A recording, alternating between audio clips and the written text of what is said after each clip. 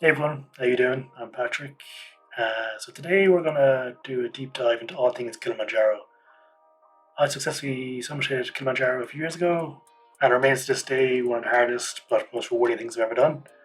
Specifically, the summit night, the night you do the final ascent, so the section between the base camp and the rim of the crater. It's freezing cold, it's pitch black, your time at night, it's super steep, and you can barely breathe because of the altitude. It's genuine hell, in a good way, in that kind of type 2 type of fun. So approximately 50,000 people attempt to climb Kilimanjaro every year, and the average success rate is only 65%. So that means 25% of people fail to summit Kilimanjaro when they attempt it. To put that in perspective, the success rate of Mount Everest is 60%. So it's only a 5% difference in success, but Everest is orders of magnitude harder to climb than Kilimanjaro. So I wanted to share some tips for future climbers out there and hopefully increase your chances to actually getting to the summit of Kilimanjaro. If you fly all the way to Tanzania, you want to increase your odds of actually getting to the top. So tip number one, and this is by far the most important tip. If you take anything from this video, take this tip. That tip is spend as many days on the mountain as possible. This can increase your chances by over 40%. So your fitness for sure plays an important part of your hike, but your acclimatization plan has a greater impact on your chances of summiting than anything else. If you climb too fast, you might get AMS, acute mountain sickness, or worse. This can lead to dizziness, headaches, nausea, loss of appetite, all that good stuff. Most climbers will experience some minor variations of these, even if they climb slowly. And then in the extreme cases, you can get with HACE, which once you get that, you need to get out the mountain as soon as possible, like medevac, or you could potentially die. Me personally, I only had one bad headache on the third or fourth day as we were entering camp for the night. And because we had stopped gaining altitude, my body was able to acclimatise properly, and within an hour, that was gone. And then the night before summiting, pretty much everyone in my group, myself included, had a loss of appetite. But you could force yourself to just eat something. It's not enjoyable, but it's not the worst side effect of altitude out there. It's manageable. So generally, the shortest trek out there is for 6 days. But if you actually do the same trek in 7 days, you would increase your chances to get to the top by 20%. And if you were to do it in 8 days, you'd add on an extra 20%, so 40% increase in chances of getting to the top. If you opted for an 8-day climb, you have a 40% greater chance of summiting than if you did a 6-day climb. I personally did the 8-day Lemosha route for this very reason. There is a slight price difference between 6 and 8 days, but usually it's not that much. It's not going to be a quarter more expensive, it's just maybe actually a couple hundred more. And so you need to ask yourself, would you rather a 6-day failed summit or a slightly more expensive 8-day successful climb? And that's a trade-off you're kind of looking at here. You're flying all the way to Tanzania already, stay 2 more days, 40% improvement. No brainer in my opinion. I think a lot of people, especially men, think there's some bravado in saying they climbed it as fast as possible. To me, that's just nonsense and ego. The simple truth is that climbing Kilimanjaro in 6, 7, or 8 days is not impressive. Even 4 or 5 days. The fastest time someone's climbed Kilimanjaro is 9 hours and 19 minutes back in 2006. This was set by local Simon Mute. I'm probably butchering the name. The worst porter on the mountain can climb Kilimanjaro faster than any tourist. And they'll do it carrying a toilet on their head. Don't underestimate the impact altitude has on every aspect of your physiology. So respect it and plan for it. Okay, so hopefully I've convinced you to actually spend more days actually climbing. That's the most important thing you can actually do to get to the top. Just spend an extra day or two after climbing. That's all you need to do. Okay, so tip number 2, prioritizing getting enough sleep. Altitude affects your sleep. It affects everything. You also may be sleeping or resting at sporadic times. So for example, after summiting, it's a very long day, you've been up all night already, and you're going to spend all the next day going down the mountain. We only stopped maybe like an hour or two at the base camp, and in that hour or two I was able to get a quick nap. So go with the mindset of prioritizing sleep or napping whenever you get the chance. There's a few things you can bring to help aid this. One, bring a sleep mask. Some days you'll be sleeping when it's bright outside, or even people walking by with flashlights will flash into your tent, so it'd be good to have a sleep mask. If you're on a long distance flight, your flight might have one, you can take that. Or you can get something like this, more fancy looking one, not very fancy, It's more cushioning and you can screw at your head better. I'll put a link to everything else discussed below if you want to have a look at that. Bring earplugs for obvious reasons. People snore, people walking by, the wind, or the rain even. Yes, another thing to consider is actually mouth tape. So you can tape your mouth while you sleep. This lets you breathe through your nose as opposed to your mouth, which is better for acclimatization. You get more oxygen that way. Also, breathing through your nose filters the air and warms the air you breathe, as opposed to through your mouth. If you're especially at altitude, the air will be dry and cold. And if you're to breathe all night through your mouth, you might get chapped lips or sore throat, that kind of stuff. So it's better to breathe through your nose if possible, and having mouth tape kind of ensures you do that. So it looks like it's a roll like this.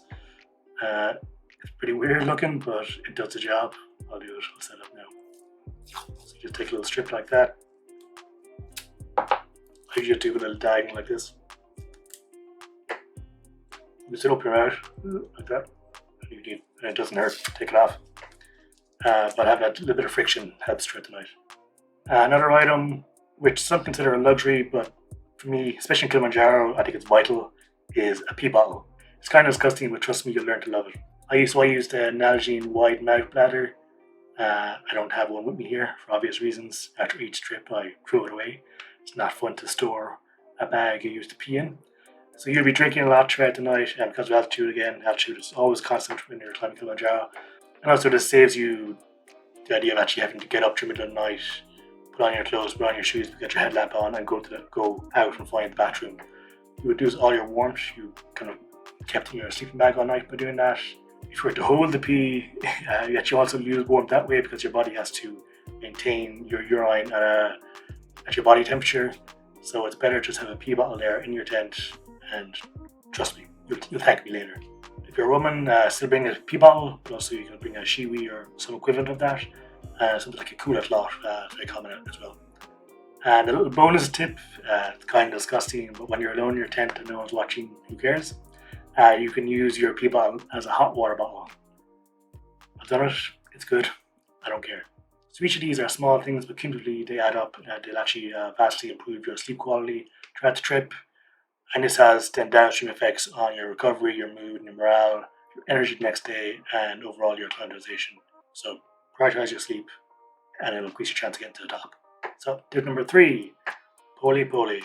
You'll hear this phrase dozens of times in your climb, from your guides, from passing porters, and eventually from your fellow hikers.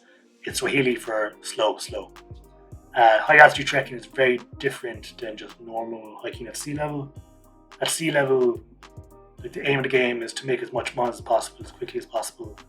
At altitude, it's all about elevation gained and how you can acclimatize to it.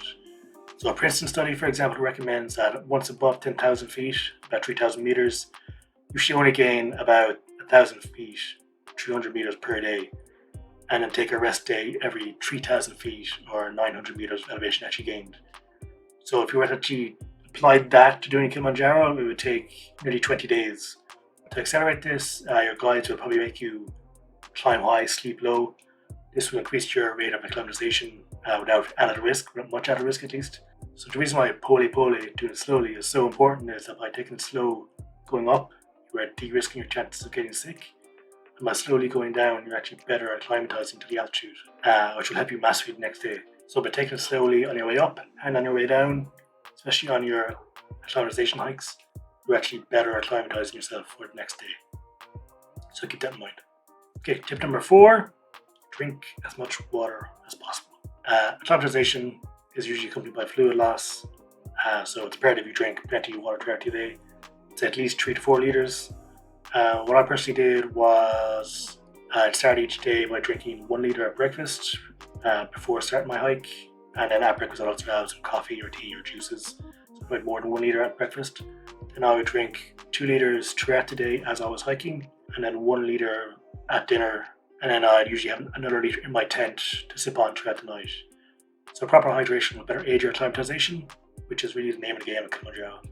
Everything you're doing is just trying to acclimatize to the altitude as best as possible.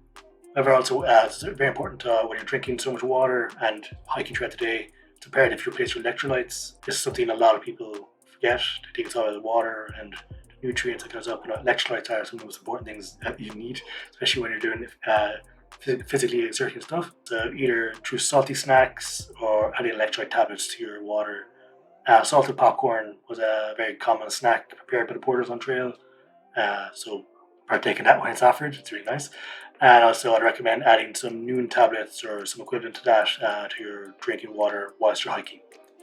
1 or 2 tablets a day should be enough. And tip number 5, book reliable guides, even if it costs more. So climbing Kilimanjaro can be expensive. I don't regret spending that money. I do. It's amazing, but it's a fact. It's not cheap.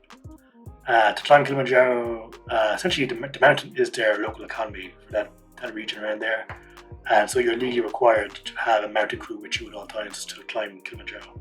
And there's a specific ratio of mountain crew depending on the number of climbers in a group. So if you were to just climb solo, so to speak, you would have to have a mountain crew of 10 people with you. So the ratio would be 10 to 1. And then as you add more climbers to the group, that ratio shifts over time. So it's like rise all the way up to like say 12 climbers, you need a crew of 57. And this would be a breakdown of guides, porters, cooks, medics, that kind of stuff. But it's crazy. Once you get to camps each night, it's like a little mini city, hundreds of tents. So it's crazy to see. So yeah, so it can be expensive, and you might be tempted to try and find the cheapest operator out there. It's very understandable. We all want to save money where we can, but the simple rule of thumb is if you're booking the cheapest operator, that money is disproportionately taken from the guides and porters first, not the people who own the company or managing the company. And seeing it firsthand, the work the guides and porters put in, it's no joke. I guarantee anyone who goes to Kilimanjaro is more amazed by porters than anything else. They run past you carrying your duffel bag that you packed with dumb stuff with a smile on their face. Like, I make YouTube videos about my grandiose hikes, and nothing I do is as impressive as what a porter of Kilimanjaro does on a slow day. So I definitely recommend just paying a little more to ensure you get a reputable tour operator, provide your staff with the right gear, enough food, climb safely, that kind of stuff. I personally went with Ultimate Kilimanjaro. 100% recommend them. I'm not sponsored or anything, they were a great company. I found all our guides and staff to be very professional. A mountain crew of approximately 40 locals or so. They had better gear than many other porters I saw, and many other tour operators. Our guides even had uniforms, which was a rarity on the mountain. It was clear that other groups looked to our guides for guidance on the mountain, and after summoning, one of our guides even had helped a collapsed porter from another tour who didn't have any water with them. So booking with the right tour operator can have a remarkable impact on your trips as you get to the top. From having a good cook who can cook delicious food that you want to eat, even when the altitude suppresses your appetite, from guys checking our pulse and oxygen levels each morning, gives an extra peace of mind that we were safe to carry on. Even having enough guides in your group to be able to take people off the mountain, because a few people in our group had to turn back, and so every person turns back, we have to take a guide, has to carry them back down the mountain essentially. Even for picking the right camp spots, picking the right place to do acclimatization hikes, it all adds up to give you a better chance to get to the top. That's all you can really ask for, to be honest. The best chance. Eventually you have to put the work in yourself and put one foot after the other and hope luck and the weather are on your side. So if you follow the 5 points I mentioned here, you will dramatically increase your chances of summiting Kilimanjaro successfully. And if anyone has any questions, just comment below and I'll get back to you. Enjoy your hike. Hakuna Matata. Hey, you made it to the end of the video.